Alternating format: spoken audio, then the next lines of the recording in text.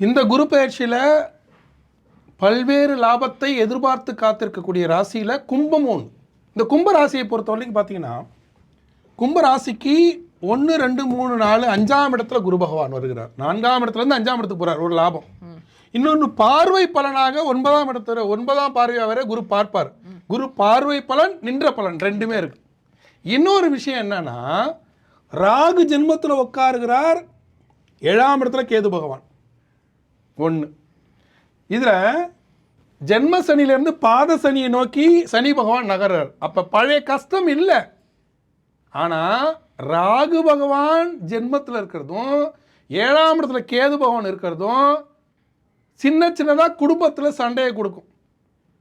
கல்யாணம் கைகூடி நின்று போகிற சூழல் கூட கொடுக்கும். ஆனால் இதெல்லாம் பேலன்ஸ் பண்ணுற மாதிரி குரு பகவான் வருகிறார். குரு 5க்கு வராரு, தொழிலை அமைச்சு கொடுத்துருவார். இந்த நேரத்தில் ஜென்மத்தில் சனி பகவான் இருந்து நகரக்கூடிய சூழலில் கும்பராசிக்காரர்கள் தொழில் வளர்ச்சியில் கவனம் செலுத்துங்க, திருமண வாழ்க்கையில் கவனத்தை செலுத்த வேண்டாம். எப்போ? ஒரு 150 நாட்கள், 11/5/2025 8/10/2025 வரைக்கும் 150 நாட்கள் தொழிலில் கவனம் செலுத்துங்க.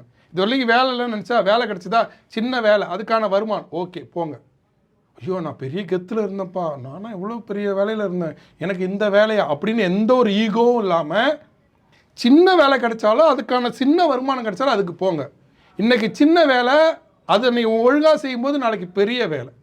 ஏன்னா பாத சனி லாப சனி, ஆனால் குறைவான லாபம். ஒரு கம்பெனியில் எம்டி அளவுக்கு உங்களுக்கு திறமை இருந்தால் அந்த கம்பெனியில் பியூன் அளவுக்கு தான் வேலை கிடைக்கும். அதை தான் சனி பகவான் கொடுப்பார். அதுதான் பாத சனி நோக்கி சனி பகவான் நகரக்கூடிய காலம்.